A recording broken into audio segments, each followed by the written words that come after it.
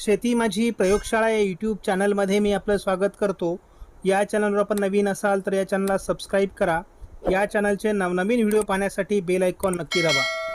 आपणास व्हिडिओ आवडल्यास लाईक आणि शेअर अवश्य करा. नमस्कार, मी डॉक्टर मच्छिंद्र बांगर. महाराष्ट्रातील आणि देशातील हवामान परिस्थितीसंदर्भात ताजा अंदाज देणारे. मान्सून पुढे सरकतोय, पूर्व भारताकडूनही सरकतोय आणि पश्चिम भारताच्या दिशेने देखील सरकतोय. दोन्ही शाखा यावरती सरकत आहेत, परंतु यामध्ये काही अडथळा निर्माण होईल का याविषयी सखोल माहिती आपण बघणार आहोत. उपग्रहीय छायाचित्रामध्ये आपल्याला स्पष्टपणे दिसतंय की जवळपास या भागापर्यंत मान्सून सरकलेला आहे आणि त्यामुळे हा सर्व भाग या ठिकाणी मोठ्या प्रमाणात बाष्प तयार झालेला आहे. परंतु यावर्षीचं वैशिष्ट्य राहिलं ते म्हणजे कुठलीही वादळी प्रणाली, ना डिप्रेशन, कमी दाब किंवा चक्रीवादळ तयार झालेलं नाही. आणि जोपर्यंत मान्सूनच्या कालावधीमध्ये मान्सून येऊन देखील जर एकाही हवामान प्रणाली विकसित झाली नाही तर पावसाचं प्रमाण अतिशय कमी राहतं, मान्सून कमजोर राहतो आणि ती परिस्थिती आता सध्या आपण अनुभवतो आहोत. आपण सध्याच्या निरीक्षणानुसार या ठिकाणी बघतो की पावसाचं वातावरण हे या भागामध्ये आहे, त्यानंतर रत्नागिरीच्या आजूबाजूने आहे. तर या ठिकाणी सध्या पावसाचं वातावरण आहे. शिवाय भंडारा गोंदियाच्या उत्तरेला पावसाळी वातावरण आहे. एकूणच हे पावसाचे क्षेत्र आहेत. बाकी महाराष्ट्रात पावसास अनुकूल ढग विदर्भ मराठवाड्याच्या काही भागात तयार होऊ शकतात अशी संभावना आहे. आज मान्सून मुंबई, अहिल्यानगर दक्षिण, बीड, परभणी, नांदेडपर्यंत पोहोचणं अपेक्षित आहे. म्हणजे मान्सून हा या भागापर्यंत साधारण आलेला आहे आणि आपल्याला तो जवळपास या भागापर्यंत पोहोचणं अपेक्षित आहे. त्यामुळे कशा पद्धतीने मान्सून पुढे सरकतोय यावर सर्व बाबी अवलंबून आहे. आपण जेव्हा भारताच्या नकाशावर पाहतो तेव्हा सध्या सक्रिय प्रणालीमध्ये या ठिकाणी एक प्रणाली सक्रिय आहे, या ठिकाणी एक वातावरण आहे, या ठिकाणी एक वातावरण आहे. अरबी समुद्रामध्ये काही वातावरण आहेत आणि याची अशा पद्धतीने एक मान्सून ट्रप आहे. ही मान्सून ट्रप सध्या भारताच्या दिशेने सरकते आणि त्यामुळे या ठिकाणी पावसाच्या घटना वाढलेल्या आहेत. आपण दररोज मान्सूनने किती प्रगती केली याविषयी अंदाज घेत असतो. अतिशय चांगल्या पद्धतीने मान्सून प्रगती करतोय. 8 तारखेला अरबी समुद्रात प्रगती झालेली आहे. महाराष्ट्राच्या जवळपास सातारा, दक्षिण, सांगली, कोल्हापूर, सोलापूरच्या काही भागापर्यंत, रत्नागिरीपर्यंत मान्सून पोहोचला आहे. आज त्याला मुंबईपर्यंत येणं अपेक्षित आहे. त्यानंतर पूर्व भारताचा पुढचा भाग व्यापणं देखील शक्य आहे. मान्सूनचा प्रवास सुरू झाला आहे, महाराष्ट्रापर्यंत मान्सून आला आहे. तरी देखील विदर्भात आपल्याला आज उष्णतेची लाट दाखवण्यात आली आहे. शिवाय उत्तर भारतात बहुतांश राज्यात उष्णतेची लाट आहे आणि हा चिंतेचा विषय आहे. ग्लोबल वॉर्मिंगचे परिणाम आपण आता भोगू लागलो आहोत. केरळ आणि कर्नाटकामध्ये आज पावसाचा रेड अलर्ट, वादळी पावसाचा रेड अलर्ट दिलेला आहे. महाराष्ट्रामध्ये येलो अलर्ट आहे. उद्या 10 तारखेला विदर्भातील आणि उत्तर भारतातील अनेक राज्यातील उष्णतेची लाट कायम असणार आहे. पावसाचा येलो अलर्ट महाराष्ट्रात कायम आहे. कर्नाटकामध्ये आणि पूर्वेकडील अनेक राज्यांमध्ये ऑरेंज अलर्ट देखील पावसासंदर्भात देण्यात आला आहे आणि मान्सूनची प्रगती यामुळे होते आहे असं काही प्रमाणात दिसतंय. परंतु यावर्षी मान्सून कमजोर पद्धतीने पुढे सरकतोय. कुठलीही हवामान प्रणाली विकसित झालेली नाही. एक नवीन WD उत्तर भारतामध्ये सक्रिय होण्याची शक्यता आहे. धुळीचं वादळ पुन्हा एकदा राजस्थानमध्ये येण्याची शक्यता आहे. या सर्व पार्श्वभूमीवर 11 तारखेला महाराष्ट्रात आणि गुजरातमध्ये पावसाचं प्रमाण मात्र कमी होण्याचा धोका वाढतो आहे. WDने एक काम केलंय, उष्णतेची लाट संपवली आहे. मात्र प्रभावी WD असल्यामुळे पूर्व भारत, उत्तर भारत अतिशय जोरदार पाऊस होणार आहे. त्यामुळे उष्णतेच्या लाटेवर परिणाम होईल. गारपीट या भागात होऊ शकते, बर्फवृष्टी होऊ शकते. कारण WD आणि मान्सूनच्या वाऱ्यांचा संमिश्र प्रभाव असल्यामुळे या ठिकाणी अजूनही गारपिटीची शक्यता अनेक राज्यांमध्ये आहे. महाराष्ट्रात मात्र पावसाचं 12 तारखेला एक कमजोर अवस्था आहे. WDचा जसाही प्रभाव कमी होईल, 13 तारखेला भारतातील पाऊस पुन्हा कमजोर होण्याची शक्यता आहे. मान्सून आलाच नाही अशी भास देखील होण्याची शक्यता आहे. अनुभव आपल्याला 14 तारखेला येण्याची शक्यता आहे. म्हणजे एक पावसाळी खंड या ठिकाणी विकसित होतोय. मान्सून सुरू झालाय, ज्या ठिकाणी मान्सून आलाय त्या ठिकाणी तरी पाऊस पडतो का, असा एक शंकेचा भाग आपल्याकडे असतो. आणि मान्सून सध्या या भागामध्ये आहे, तर या भागामध्ये आपल्याला सध्या पाऊस पडताना दिसतोय. शिवाय मान्सून या भागामध्ये आलेला आहे, तर आपल्याला याही भागामध्ये पाऊस पडताना दिसतोय. परंतु तामिळनाडूच्या ह्या भागामध्ये आपल्याला पावसाची कमी दिसते आहे. मान्सून म्हणजे पावसाळी वातावरण थोडं पुढे सरकलेलं आहे, त्यामुळे आणखी या भागात मान्सून सरकू शकतो अशी देखील शक्यता आहे. कारण त्या प्रमाणात पावसाचं वातावरण पुढे सरकलेलं आहे. त्याने बघतो तर आज महाराष्ट्रामध्ये जर ताजी परिस्थिती बघितली तर केवळ 25% पाणीसाठा महाराष्ट्रामध्ये उपलब्ध आहे. जूनची 9 तारीख आहे, अजून तरी पावसाचं समाधानकारक वातावरण तयार झालेलं नाही. शिवाय पुढे देखील 10 दिवस खंडाची शक्यता आहे.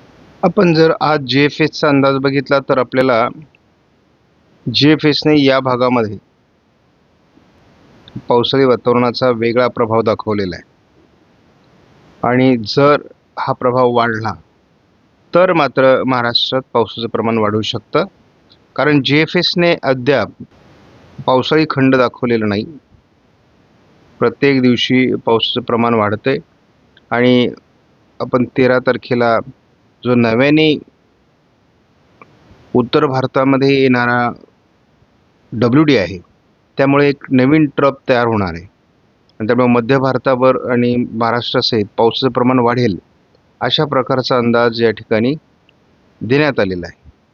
आणि एक अरबी समुद्रामध्ये वादळी प्रणाली विकसित होऊ शकते आणि ती जबरदस्त पाऊस महाराष्ट्रात देऊ शकते. मान्सून अतिशय जलदगतीने पुढे सरकू शकतो असा GFSचा अंदाज आहे. परंतु GFSचे अंदाज माझ्या अनुभवानुसार फारसे सकारात्मक नसतात. या ठिकाणी आपण महाराष्ट्राचा नकाशा बघतो. आज मुंबईपर्यंत मान्सून येण्यासाठी अतिशय अनुकूल वातावरण आहे. आपण बघतो जवळपास या भागात मान्सूनची एंट्री होऊ शकते किंवा अगदी पावसाचं प्रमाण या भागात वाढू शकतं. अद्याप मुंबईत पावसाला सुरुवात झालेली नाही आणि ते होणं अपेक्षित आहे. सध्या केवळ पश्चिम महाराष्ट्रातील काही जिल्हे, दक्षिण कोकणातील काही जिल्ह्यांमध्ये पाऊस होतोय. जसे आपण 10 तारखेकडे जातो तसं पावसाचं प्रमाण कमी होताना ECMWF मॉडेल दाखवतंय. थोडं पूर्व विदर्भात पाऊस आहे आणि या भागामध्ये थोडा आपल्याला पाऊस दिसतोय. मात्र बहुतांश भाग महाराष्ट्राचा कोरडा आहे. 11 तारखेला आपण बघतो मुंबईच्या आजूबाजूने आलेलं मान्सून मात्र महाराष्ट्र कोरडा होण्याची शक्यता आहे. या बाजूने थोडं पावसाळी क्षेत्र असण्याची शक्यता विदर्भामध्ये आहे. या ठिकाणी थोडं पावसाळी क्षेत्र असण्याची शक्यता आहे. परंतु कुठल्याही एका मॉडेलचा प्रभाव हा हवामानावर नसतो. जेव्हा एक मान्सूनची शाखा कमजोर होते तेव्हा दुसरी मान्सूनची शाखा प्रभावी होण्याची देखील शक्यता असते. या सर्व हवामानातल्या गोष्टी आहेत. आता आपल्याला एक बदल असा दिसतो की 12 तारखेला पश्चिम मान्सून शाखाऐवजी पूर्व शाखेचा प्रभाव ह्या महाराष्ट्राच्या वातावरणावर पडताना दिसतोय. आपण 13 तारखेला बघतो ढगाळ परिस्थिती वाढते. पुन्हा एकदा मुंबईच्या दिशेने पावसाळी वातावरण वाढत आहे. या विदर्भातील काही भागात पावसास अनुकूल स्थिती निर्माण होते. थोडी पश्चिम महाराष्ट्रात पावसाळी परिस्थिती निर्माण होते. 14 तारखेला अतिशय चांगलं पावसाळी वातावरण विदर्भात असण्याची, पूर्व विदर्भात असण्याची शक्यता आहे. शिवाय थोडा खंडाचा प्रभाव या भागात कमी होण्याची शक्यता आहे. 16 तारखेला आणखी वातावरण कमी पावसाचं तयार होतंय आणि आपण पूर्व विदर्भामध्ये मात्र पाऊस कायम बघतो. कोकण किनारपट्टीलाही हलक्या सरींची शक्यता आहे. 17 तारखेला तेच वातावरण आहे. स्थानिक वातावरण महाराष्ट्रात काही भागात तयार होऊ शकतं. यामध्ये मुख्यत्वे करून छत्रपती संभाजीनगर, अहिल्यानगर, जळगावच्या काही भागामध्ये, नाशिक पूर्व भागामध्ये वातावरण तयार होऊ शकतं. 18 तारखेला मात्र वातावरणात बदल होतोय. म्हणजे तीव्रता जी आहे, खंडाची तीव्रता जी आहे ती कमी होण्याची शक्यता आहे. त्यामुळे या भागात पाऊस येऊ शकतो. म्हणजे आपण यामध्ये बघतो अहिल्यानगरला पाऊस असं वातावरण तयार होऊ शकतं, नाशिकला होऊ शकतं, छत्रपती संभाजीनगर, जालन्याला होऊ शकतं, बीड आणि अगदी सातारा, पुणे या सर्व भागात पावसाचं वातावरण वाढू शकतं. 19 तारखेला एक खंडाचा प्रभाव कमी होतोय. त्यामुळे हा एक बदल आहे. म्हणजे थोडं वातावरण आपल्याला JFS मॉडेलनुसार जाण्याची शक्यता दिसते आहे आणि ही आपल्यासाठी, शेतकऱ्यांसाठी आनंदाची गोष्ट आहे. म्हणजे हा खंडाचा प्रभाव कमी होतोय आणि या ठिकाणी सुद्धा पावसाळी वातावरण तयार होतंय. त्यामुळे जो एक आपल्याला कंटिन्युअस 20 तारखेपर्यंत खंड दिसतोय तो मात्र कमी होण्याची शक्यता आहे. आणि असं झालं तर मात्र मान्सून महाराष्ट्रातून पुढे सरकेल. यातून पेरणीयोग्य पावसाचं वातावरण अजून तरी महाराष्ट्रात दिसत नाही. 19ला महाराष्ट्र मान्सून ओलांडू शकतो पश्चिमी शाखेकडून आणि त्यामुळे स्थानिक वातावरण महाराष्ट्रामध्ये चांगलं राहील. हलक्या पावसानेच आपल्याला पेरण्या कराव्या लागतील की काय, अशी थोडी परिस्थिती आहे. एक समाधानाची गोष्ट या ठिकाणी एक आहे, ती म्हणजे जो काही कडकडीत खंड मॉडेल दाखवत होतं ते मात्र आता दाखवत नाही आहे आणि ही एक सकारात्मक बदल आहे. संपूर्ण कोकणामध्ये चांगल्या पावसाचं वातावरण आहे. परंतु या भागामध्ये आपल्याला जर आपण आता पावसाचं प्रमाण बघितलं तर फारसं समाधानकारक नाही आहे. मग या वातावरणात बदल कधी होईल? तर जवळपास आपल्याला 21 तारखेपर्यंत या भागात पावसाचं चांगलं प्रमाण वाढताना दिसते. म्हणजे अहिल्यानगरचा बराच भाग यामध्ये येतोय, नाशिकचा काही भाग येतोय, अगदी धुळे नंदुरबारपर्यंत परिस्थिती सुधारते आहे. परंतु विदर्भ मराठवाड्याचा बराच भाग कमी पावसाचा राहणार आहे. आपण 22 तारखेला जेव्हा बघतो तेव्हा आपल्याला आनंदाची गोष्ट ही आहे की मान्सून पश्चिमी शाखेने सुद्धा पुढे सरकणार आहे. त्यामुळे जून मध्येच मान्सून अगदी 20-22 तारखेपर्यंतच महाराष्ट्र ओलांडेल अशी आता परिस्थिती निर्माण झाली आणि 22-23 तारखेला अतिशय चांगला पाऊस आपल्याला अहिल्यानगर, बीड, लातूर, धाराशिवपर्यंत दिसणार आहे. पूर्व विदर्भातील काही जिल्ह्यांमध्ये दिसणार आहे.